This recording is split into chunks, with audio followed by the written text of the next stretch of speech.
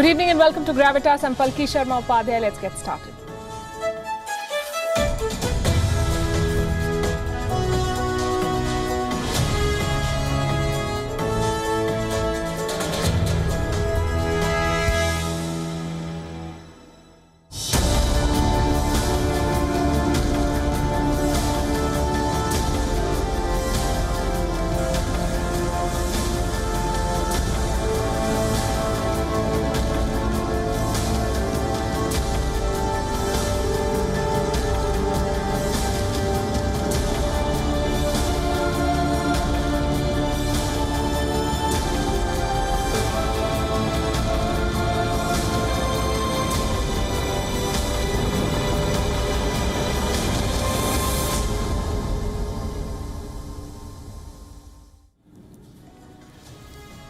Is China cooking another pandemic?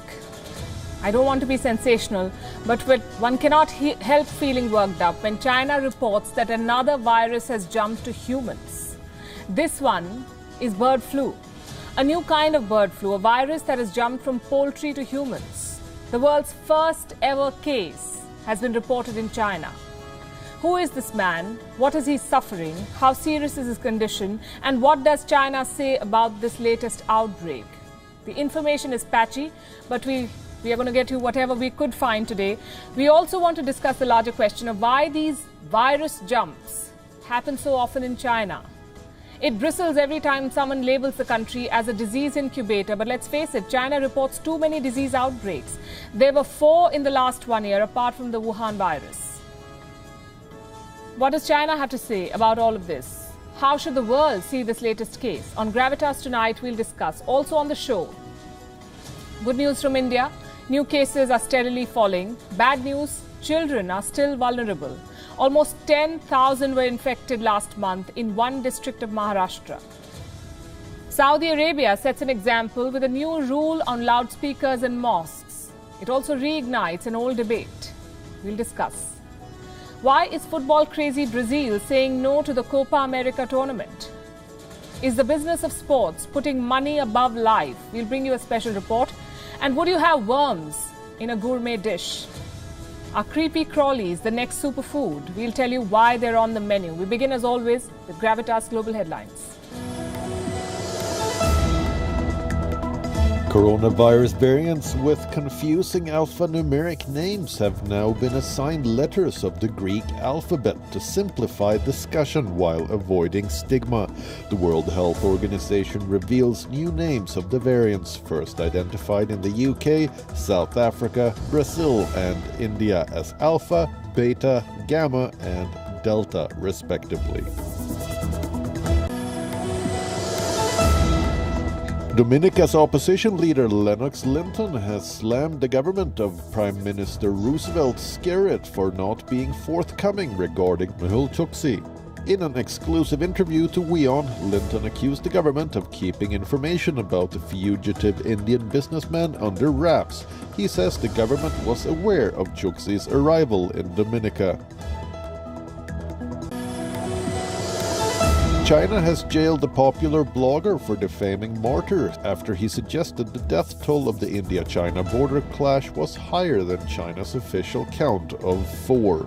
Chu Ximing, who has more than 2.5 million followers on Weibo, was sentenced to 8 months in prison. Pope Francis changes church law to explicitly criminalize the sexual abuse of adults by priests who abuse their authority. New provisions released after 14 years of study were contained in the criminal law section of the Vatican's Code of Canon Law. The in-house legal system covers the 1.3 billion strong Catholic Church. The International Atomic Energy Agency said that Iran has enriched uranium stockpiles 16 times over the deal limit. This even as the country's foreign ministry said it has made significant progress during the Vienna talks on reviving the 2015 nuclear deal. The IAEA is concerned over Iran's undeclared sites where nuclear activity may have taken place.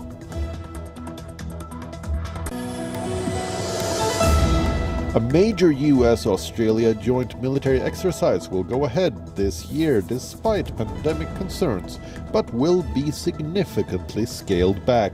According to a senior Australian military officer, the Talisman Sabre war games will be roughly half the usual size, as the number of foreign troops entering Australia will be limited.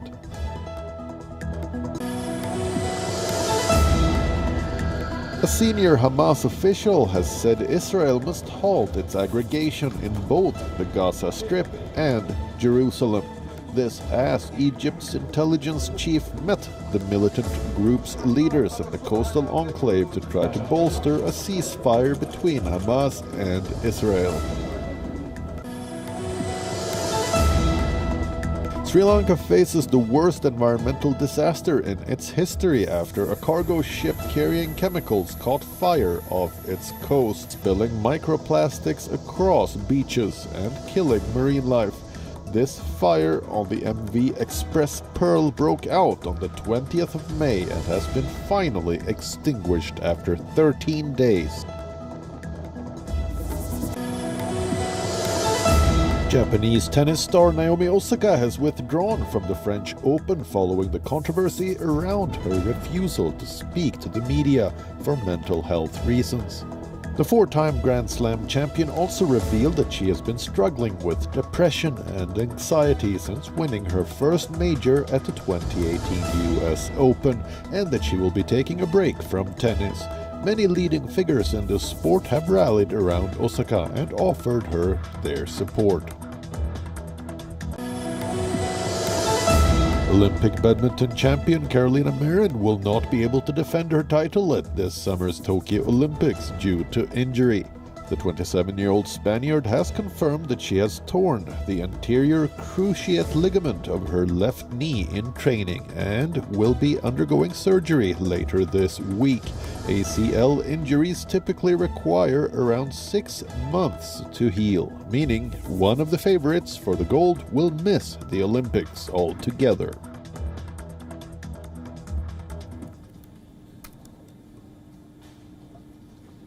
First, the good news from India. New infections are falling. Today, India's daily count dropped to its lowest in 54 days, the lowest in almost 2 months. Less than 150,000 new cases were reported on Monday. India's positivity rate has dropped below 7% now. Active cases remain below 2 million. The recovery rate has improved. More than 92% of the patients have recovered in India. In the last 24 hours, more than 250,000 people have recovered. In the last year and a half, almost 26 million Indians have recovered from the Wuhan virus. Fatalities have fallen below 3,000 in the last 24 hours. Around 2,800 people died in India. This fall gives India time to prepare for a third wave, a wave that we are told is inevitable, a wave that is also expected to hit children hard. In fact, it has already begun in the second wave. Children are being infected in larger numbers. And once again, the state of Maharashtra was the first and the biggest hotspot. In one district alone, more than 9,900 children tested positive for the Wuhan virus. We are talking about the district of Ahmednagar, where almost 12% of the cases were kids. From newborns to 18-year-olds, children were infected in every age group here. More than 3,000 children between 1 to 10 years of age were infected.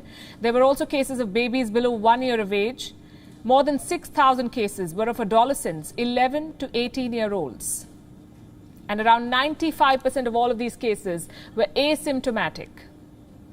As the virus mutates and adults get vaccinated, it is the children who remain exposed to whatever form this pandemic takes next.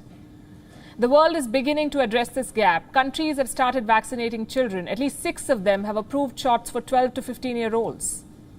India needs to catch up fast. Governments are ramping up pediatric facilities and hospitals. But the focus should be on making sure that it doesn't come to that in the months ahead, our children go to schools rather than hospitals. Cases are down, but clearly we are still reeling from the impact of the second wave. What about China? Has China beaten the pandemic? Well, it's hard to say because reliable information is hard to come by from China. There are reports of fresh outbreaks on and off. The latest one has come from the coastal province of Guangdong. A district was put under a partial lockdown after a new outbreak. But here's something that's more worrying. A new kind of outbreak. A new kind of bird flu. The first human case of this bird flu anywhere in the world. What do we know about this? Only what China has chosen to reveal. A 41-year-old man was infected with a new strain of bird flu. It is called H10N3.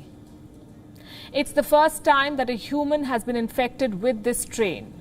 The case was detected in northwest Shanghai. The patient was admitted to hospital on the 28th of April. What kind of symptoms did he have? The Chinese press reports that he had a fever and some other symptoms. There's no clarity on what these quote-unquote other symptoms are. China is calling this an accidental cross-species transmission. Authorities say it went from poultry to humans, the virus, and that this strain is less severe. So for a change, we know about the origins, poultry to humans. But how did it happen? What is accidental cross-species transmission? No answers yet. The most worrying part is how frequently this happens in China, a virus jumping from one species to another. The Wuhan virus, let me tell you, is not the exception. In the last 1 year, China has reported several disease outbreaks, and we've been reporting on all of them. A new influenza virus is spreading fast among Chinese pigs. No human-to-human transmission has been reported yet, but the virus mutates quickly. And this one has all the hallmarks of a pandemic-causing virus. This is according to experts from China. A city in China's Inner Mongolia has reported a suspected case of bubonic plague, the same disease that killed more than 50 million people in the 14th century Europe. Bubonic plague is highly infectious, often fatal. It is transmitted by animals, often marmots, which are eaten in several regions in China. This is news of another major outbreak in China and another cover-up. We're talking about a city in northwest China. It's called the Langzhou city. The disease we're talking about is called brucellosis. More than 3,000 people are infected. Influenza, brucellosis, bubonic plague, all these outbreaks happened during the Wuhan virus pandemic, and they all fit a pattern. A virus jumps from animals to humans and thousands of people suffer. And now we have a new strain of bird flu, a new virus jumping from poultry to humans. As always, Chinese officials are playing down the outbreak. They say the strain does not spread from one human to another. Have we heard this before? Yes, we have. China said the exact same thing about the Wuhan virus. It does not spread from one human to another. And look where we are today, socially distancing and masking, locked down and isolated, because the virus does indeed spread from one human to another. And we fervently hope that China is right this time and that the outbreak is nothing to worry about. But we are wary of believing what Chinese authorities say. By the way, China is also the original source of the bird flu. In 1997, right after it took over Hong Kong, the city was hit by a bird flu outbreak. Back then it was called the H5N1 virus. Officials in Hong Kong were reluctant to blame Beijing, but there was no doubt about the source. 80% of Hong Kong's poultry came from mainland China. Hong Kong ended up culling more than 1.3 million chickens, ducks, pigeons and other birds. It did not name China as the source of the outbreak. Then in 2017, a report called China the quote-unquote ground zero for a future pandemic. The reason was once again bird flu. In 2013, a new strain had begun infecting people in China. By 2017, China had witnessed as many as 5 waves of this. The last one was the deadliest. By September 2017, more than 1,500 cases had been reported and more than 600 people had died. These are the official figures, I must add that. And they may seem like nothing when compared with the toll of this pandemic. But this pandemic has also taught us that the virus keeps mutating. It changes shape. It can take deadlier forms. So far, thankfully, bird flu has not escalated to a pandemic of global proportions. But it is very much around. It is spreading. Between December 2020 and January 2021, more than 7 million birds were culled due to a new strain of bird flu. This strain, too, never reached humans. But now we have another strain that does. It has jumped species, a virus that has infected humans, and once again, it has happened in China. And if there's anything the world has learned from this pandemic, it is to be on your guard when China says there is nothing to worry about. We'll keep tracking this story for you. Yesterday, we told you how Twitter has restricted our story on abortion. We told you how a factual story on reproductive freedom has been branded sensitive content, how its reach has been restricted, how Twitter has failed to give any explanation for its action. Yesterday, we also told you how social media platforms are manipulating and controlling conversations. We listed numerous instances to show how platforms like Twitter are becoming a threat to free speech. And so many of you supported us for calling out manipulated social media, and I really want to thank you all for that. A lot of you also wrote to us narrating your own personal experiences. And we learned how this muzzling of voices online is so rampant and blatant. How social media platforms think they can get away with restricting the reach of some of the world's most prominent and influential voices because they raise uncomfortable subjects. I have a very special guest joining me tonight on Gravitas. He's someone who has had a public war of words with Twitter's top boss. Someone who's been blacklisted by Twitter and believes that social media platforms are like British colonialists. Joining me live from California is Vivek Wadhwa. He is an author and academician. Vivek Wadhwa, good evening and a very warm welcome to you on Gravitas. Hello, Palki. You told me your story with Twitter. Why don't you share it with our audience tonight? Well, I was introduced to Twitter by one of its founders, Biz Stone. He helped me get my Twitter ID at Wadhwa, and he gave me VIP status, so much so that for the longest time, I didn't even see ads on Twitter like normal people do. And my following built up very rapidly until they had a CEO, Dick Costolo. And I started complaining about the sexism that I saw in the company. It's a boys' club. This is a common problem in Silicon Valley, that it's male-dominated, and these boys misbehave literally. So I raised the issue that Twitter has an all-male board. And how did Twitter respond? Well, he started attacking me on Twitter. He basically called me a fool, a comedian, Carrot Top is what he called me. There was such an uproar that he had to relent and add women to his board. But ever since then, people can't find me on Twitter anymore. So much so, verification. I've been a columnist, a globally syndicated columnist for the Washington Post for many, many, many years. I used to be. And I also wrote for a tech blog called VentureBeat, which is one of the most popular here in Silicon Valley. Every other writer was verified. Twitter would not verify me. Today, Twitter has not verified me, despite the fact I've requested this a couple of times, and they won't verify me because they're still holding a grudge. That's what the problem is. What you're experiencing is this mindset that you see in Silicon Valley that we are superior. It's a God complex. They really believe that they are right. And what India has been experiencing with Facebook and WhatsApp. I've written a book about it. I wrote a book called Your Happiness Was Hacked, how the tech industry is trying to control your mind and how you can fight back. That's what the book was all about. And I've been very vocal about it. I also warned about the dangers of WhatsApp on Indian media long ago, well before anyone else was. But this is a long battle I've had with the tech industry. Right. And I would want you to know your opinion on why you think Twitter chose to restrict a story on abortion of all things. On what grounds does a platform that publicly champions free speech filter a conversation on reproductive freedom? Palki, this is some junior level Twitter product manager or social media manager who just decided that he or she didn't like you and they blacklisted you. That's how it works. During the days of the British, they would have their junior officers come to India and they would suddenly become gods and dictate to people what they can and can't do. This is what you have here. You have some junior level person who arbitrarily made a decision. There are no guidelines to follow, or if there are guidelines, they don't follow them. They just do whatever they want to do. So you have some junior, babu who happens to be a Twitter employee dictating what you can and can't do. Well, they dictate who's popular, who's not popular. And just so that you know, and our viewers know, it's been more than 36 hours. Twitter has not given us an explanation or bothered to respond on why they restricted our report. Vivek, why do you liken social media platforms to British colonialists, as you just did?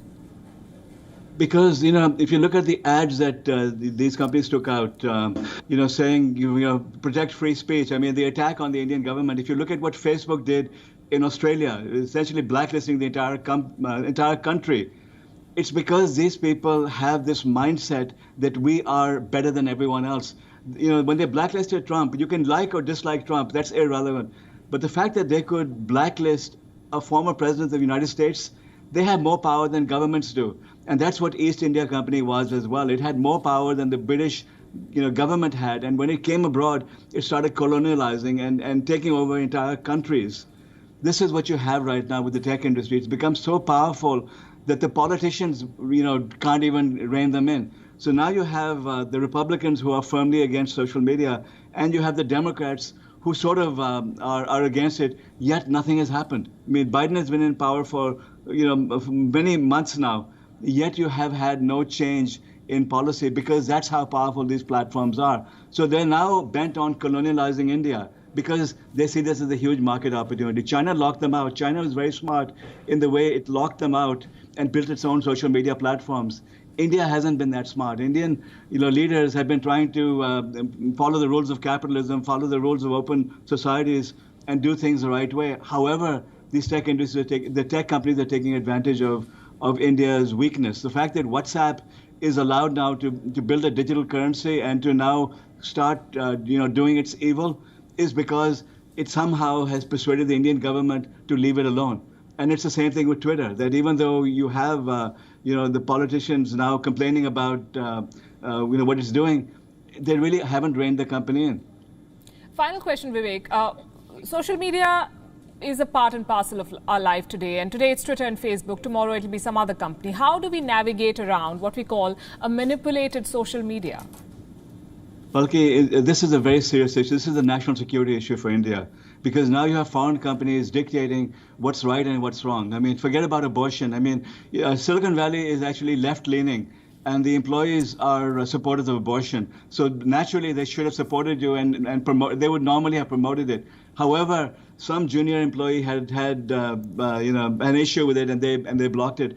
But this is how powerful the tech industry is. What has to happen is that the government has to take its role. In Europe, you have the countries coming together, and the GDPR legislation was quite restrictive. They're now talking about taking it 2 steps further.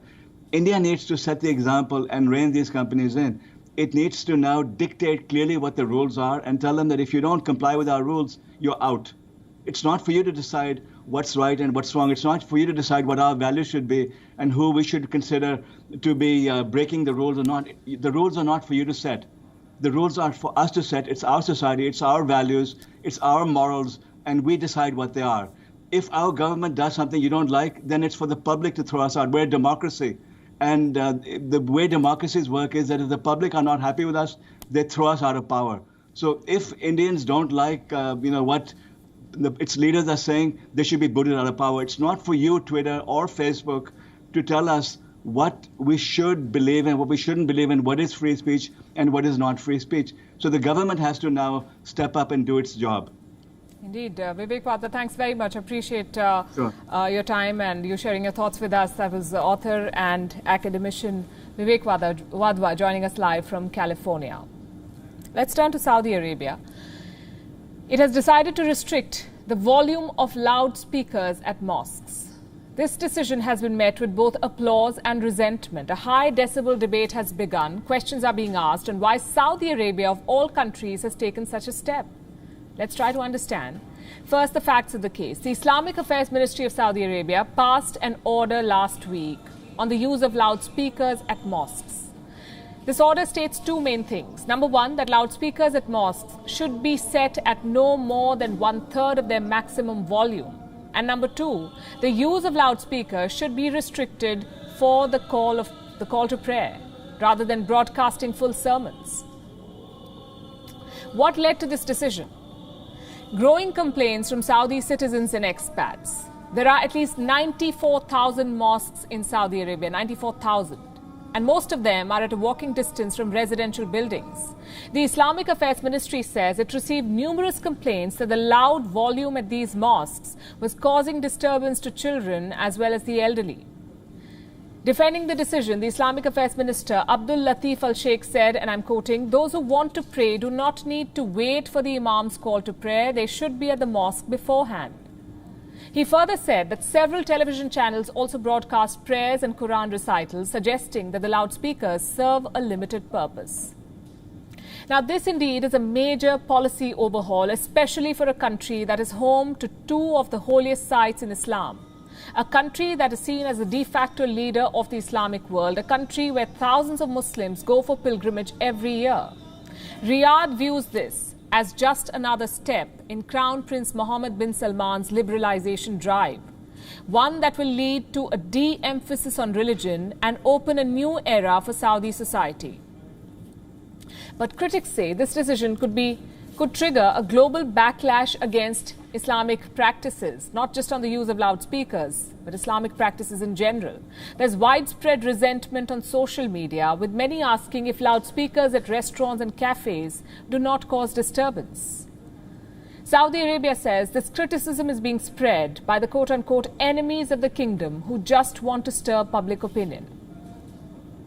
And Riyadh, by the way, is not the first one to take such a step. Saudi Arabia is not the first country to witness this. Time and again, this controversy has broken out in different parts of the world. There's one set of people who say that loudspeakers at mosques should be banned completely. There's another that says they must be banned for all purposes, religious or not. And yet another who support the use of loudspeakers at places of worship. And we've all seen how this debate plays out. But what is the official stance of countries around the world? We have some examples for you tonight. In 2005, Dubai's Department of Islamic Affairs banned loudspeakers for daily prayers. They permitted its use only for a call to prayer, Friday sermons and festivals. Same story in Indonesia. In 2015, the country's Religious Affairs Ministry issued a circular which put a limit on the volume of loudspeakers and restricted their use only for the azan. Indonesia has the highest number of Muslims in the world. In Nigeria, there was a full-fledged crackdown on noisy churches and mosques in 2019, and this happened primarily in Lagos, where many religious places were shut and many others were forbidden from installing loudspeakers. Then we have Pakistan, where in 2015 the Punjab government passed an ordinance to regulate the use of loudspeakers. Under this ordinance, only one loudspeaker was permitted at a mosque, and that too only for the azan. And in India, we've seen numerous complaints being filed against loudspeakers at mosques. In recent years, we've seen a lot of this controversy also play out. But what does the law say? Well, there's no official consensus, really. In 2017, the Madras High Court observed that freedom of religion was a fundamental right and it cannot be interfered with. But the court also stressed that mosques must follow Supreme Court guidelines on the volume of loudspeakers. Then in May 2020, the Allahabad High Court held that the azan could be recited from the minarets of mosques without using any amplifying device. And just 2 months back, in March 2021, the Karnataka State Board of Waqf restricted mosques from using loudspeakers between 10 p.m. and 6 a.m. The bottom line is this: be it mosques, temples or churches, loudspeakers at any place of worship are not pleasing to the ears. And if one practice is regularly being called out as nuisance, if it is regularly being touted as something that infringes on somebody's personal space, it may be time for some reflection rather than resentment. Think about it. Meanwhile, the world's oldest football tournament has triggered a controversy, the Copa America 2021. It features the footballing nations of South America, the land of Pele, Maradona, and of course Lionel Messi. You would expect the people to be thrilled, but they're not. South America is battling on two fronts, one against the Wuhan virus and the second against political instability. Not the perfect time for a football carnival. And it's not just the Copa America. All big-ticket sporting events are going ahead as if the pandemic is behind us. Why can't organizing bodies cancel these events? Why do they put tournaments above human lives? Here's a report.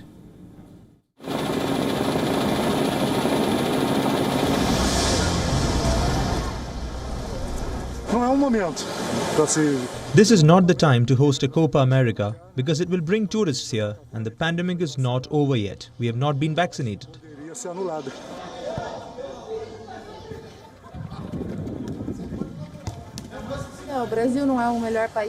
Brazil is not the best country to receive a lot of people because of the pandemic. The cases are increasing. They say a third wave is coming. When Brazilians say no to football, rest assured something is wrong. Latin America's biggest carnival is coming to town. But there is fear, not frenzy on the streets. The Copa America has already been passed up by two hosts.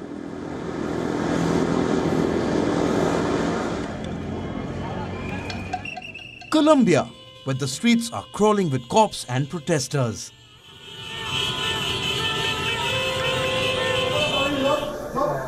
And Argentina, where the hospitals are packed with Wuhan virus patients. So the organizers have opted for Brazil. It's a decision that puts the game above human lives. Brazil is the biggest virus hotspot in South America, reporting more than 40,000 cases per day, along with more than 1,000 deaths. So why did the government agree? Because this is precisely what President Jair Bolsonaro wanted. A mirage of normalcy.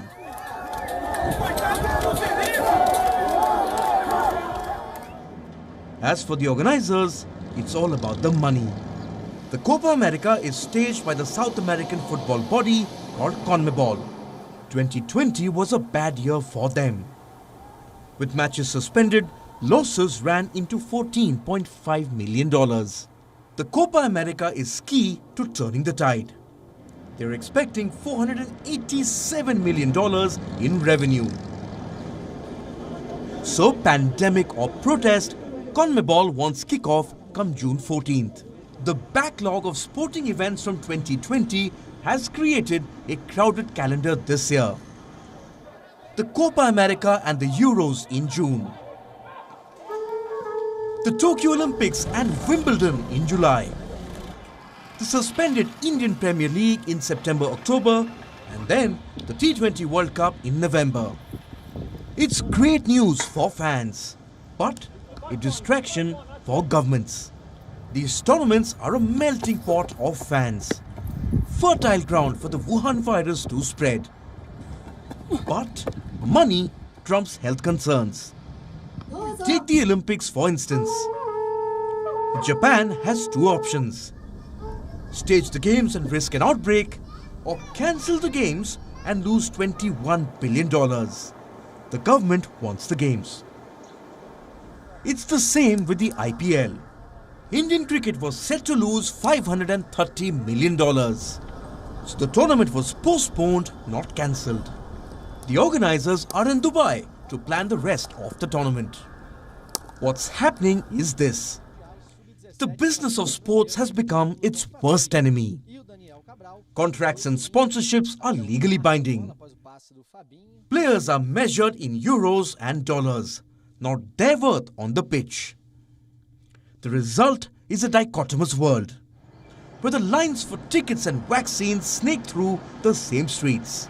But only one of them actually needs to be there. Bureau Report, WION World is One.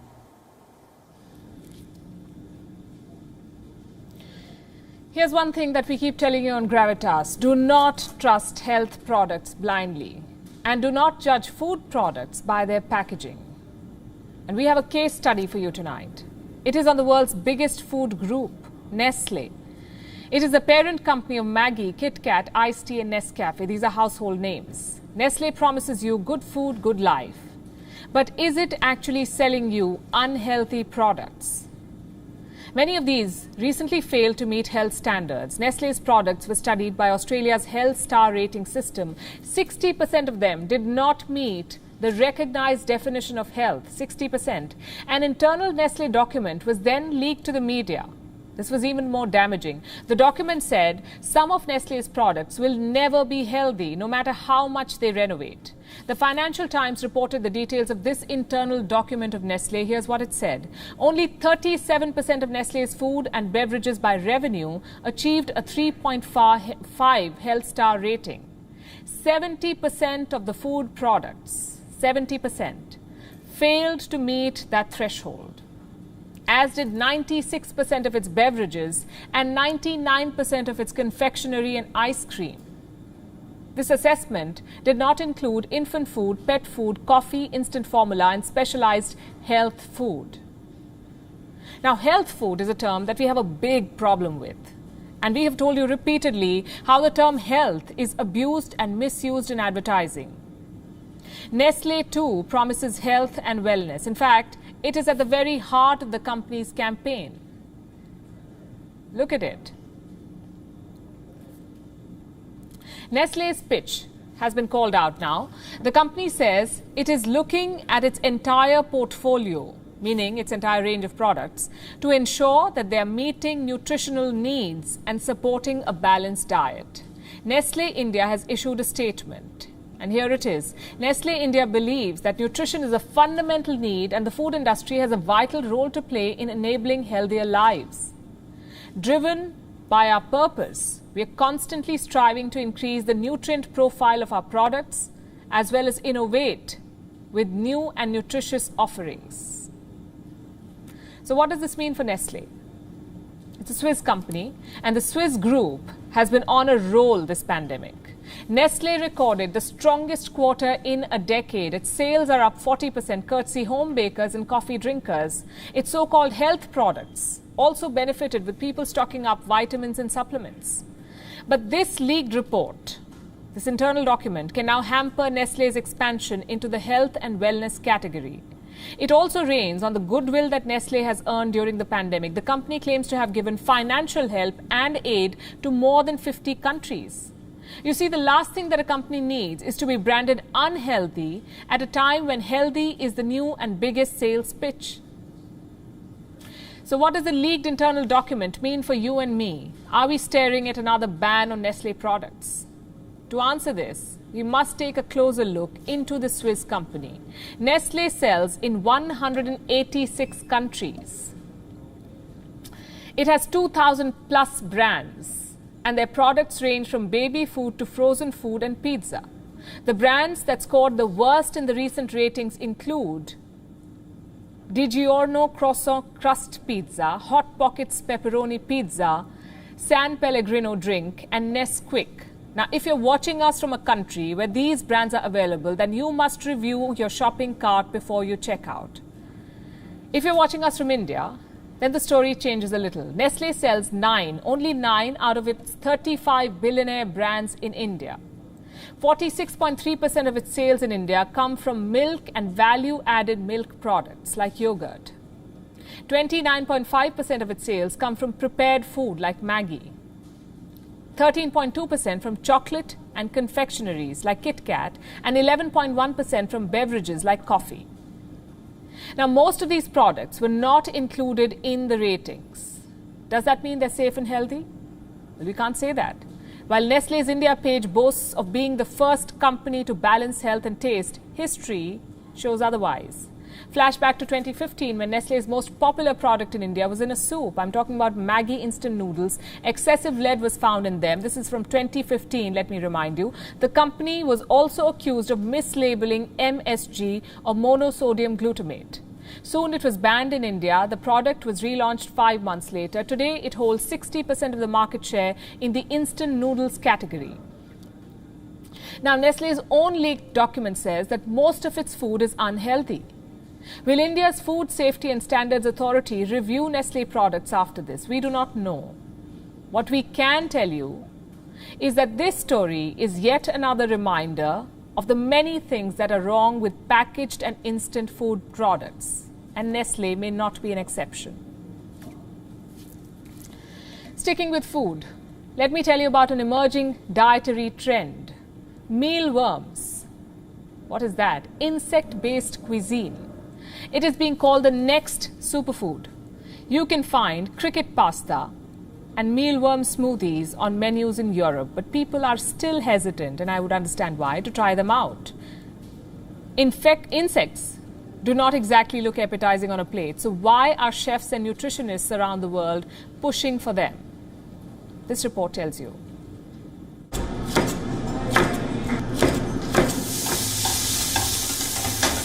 Modern-day gastronomy has a checklist. Tasty, healthy, and good-looking. The last one might sound strange, but let's admit it. A dashing plate of food can make anyone feel famished. Part of a good plate-up is sticking to beautiful ingredients, which means nothing with wings, eyes, or squirmy bodies. But try telling that to Jassem Borbas. He is a businessman from Kuwait, and he is convinced that these superworms are the future of modern cuisine. In this dingy little room, Borbas breeds his darkling beetles, famous for their high protein content. He is trying out a few recipes before putting it on the menu. I expect that these worms will be in the restaurant orders in the future. My ambition is for worms to be a successful food alternative for humans, not just for birds. Insects are not new to the Gulf palate. They have a long tradition of eating baked and dried locusts. But their consumption has fallen in modern times, partly because of the aesthetics. So how do you make insects look appetizing? In Europe, they're trying out fancy dishes, like cricket pasta and mealworm smoothies. The chef at a Paris cafe swears by them. Pasta made from mealworm flour, mixed with sweet potato and mealworms. It's really very good. I'm not pretending. It's the ideal dish for a first-timer. There are some really interesting flavors. I find it delicious because there are flavors that we know. Cereals, pasta. It has a classic taste with sautéed vegetables. There aren't many people who could say they don't like that. We'll take his word for it. Insect-based restaurants are popping up across Europe. Earlier this year, the EU's Health and Food Safety Commission cleared mealworms for human consumption. Since then, the agency has been swamped by requests. From pasta to bread and biscuits. Turns out, you can make just about anything with insects. But why this sudden obsession with them? What's wrong with our existing food? Mealworms and insects are sustainable. They exist by the millions around us. So breeding and consuming them puts less pressure on the environment, as opposed to, say, poultry farms. We have population growth. We have environmental pressure. The fact that there is a growing demand for proteins and so on. And in that context, insects can offer a really interesting alternative. Insects are healthy, they're nutritious, they offer minerals, vitamins, fat, and therefore they can really help us with the switch to a more sustainable and healthy diet and food system. Regulation is catching up with this new craze, but unlike veganism or gluten-free diet, this will take a lot more convincing. The challenge is twofold. First, removing the gross factor, and second, making insects look tasty. A good start might be naming these dishes differently. After all, chocolate-coated grasshopper isn't exactly making anyone drool. Bureau Report, WION, World is One. Cultural genocide. What comes to your mind when you hear these two words? I'm sure most of you would think of Nazi Germany and the Jews, or China and the Uyghurs, or Myanmar and the Rohingyas. What about Canada, the beacon of multiculturalism? Why don't we ever think of Canada? This is a country where a cultural genocide of indigenous population went on till the 1990s, where indigenous children were separated from their families and subjected to forced assimilation at residential schools. Do you know how many children died in this genocide? 6,000. What's the proof, you may ask? And we will tell you about mass graves that continue to be unearthed to this day. The latest case is from British Columbia, where the remains of 215 children have been discovered buried on the grounds of a former indigenous school. 215 children, some of them as young as 3 years old. It's a heartbreaking discovery and a grim reminder of Canada's shameful history. Who were these children? Who operated the school? And where does the accountability lie? With the Canadian government or the Catholic Church? Our next report explores. This is the Kamloops Indian Residential School in British Columbia. On the exterior, it looks like any other school. But it operated like a re-education camp for Indigenous children. The horrors that unfolded within its walls have been documented in several reports. The first proof has emerged 4 decades later. The remains of 215 children have been found buried on the school's grounds. They were discovered with the help of a ground-penetrating radar device. The discovery has confirmed that the school was the site of a cultural genocide. Authorities say more bodies may be found in the days to come. What I've heard from many of them is the fact that, the ones that they know were missing and never came back were told that they ran away. So that still haunts. And, a lot of those triggers have popped up with this year find of 215 children. Tributes are pouring in at the school's gates. Mourners are holding vigils in the honor of the dead. They say Canada must excavate Indigenous schools across the country to discover the extent of the trauma and to give closure to the families who were told that their children had run away. Certainly no surprise at all. Everybody in the First Nations community knew that there are mass graves. We've been calling it for years. We've been telling the government for years that there are mass graves in every single residential school, but they didn't listen to us. Back in Canada's capital, Ottawa, all flags on federal buildings are flying at half-mast, including the Peace Tower flag above the Canadian Parliament. The Prime Minister of Canada says the news breaks his heart. He says the discovery is a painful reminder of Canada's dark history. But Canadian lawmakers say expressing remorse won't be enough. They want the government to pay damages to the families who had suffered. Kamloops was just one of the many state-funded Christian schools, operated jointly by the Canadian government and the Catholic Church. The job of these schools was to assimilate Indigenous children by converting them to Christianity and not allowing them to speak native languages. This was often done through verbal and physical abuse. An inquiry commission report into the matter found that 150,000 Aboriginal children were separated from their families, and nearly 6,000 children were killed in this cultural genocide. In 2008, the Canadian government apologized in Parliament for these crimes. Infamously said to kill the Indian in the child.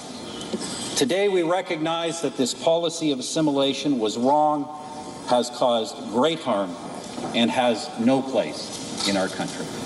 Then, in 2018, the Catholic Church was asked for a formal apology, but the request was rejected by Pope Francis himself, who worried that an apology may invite potential damages too. Bureau Report, WION. World is One.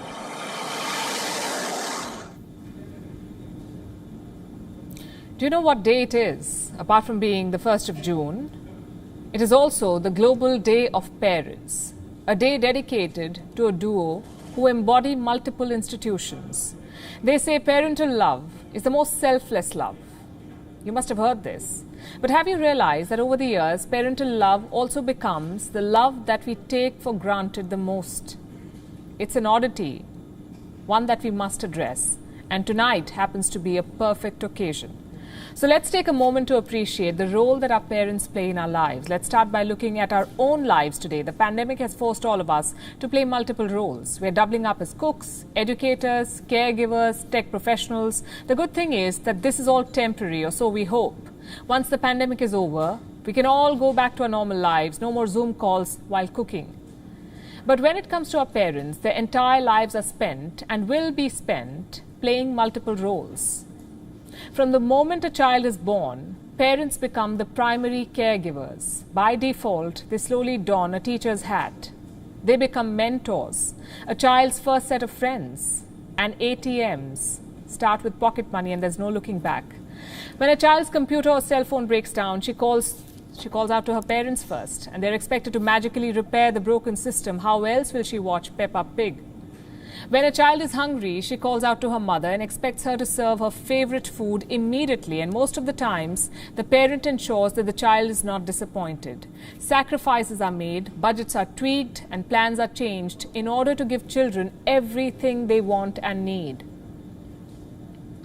But we soon forget all of this. Our relationship with our parents changes with age. Sometime around the teens, it is perhaps the most bitter. We start prioritizing our friends over parents. We start finding faults in them, with the family. And with age, we also start taking the sacrifice of our parents for granted. It's one of the many things wrong with our world today. We overlook our parents' struggle. We abandon elderly parents. We are too busy to respond to missed calls from them. And all of these are bitter facts.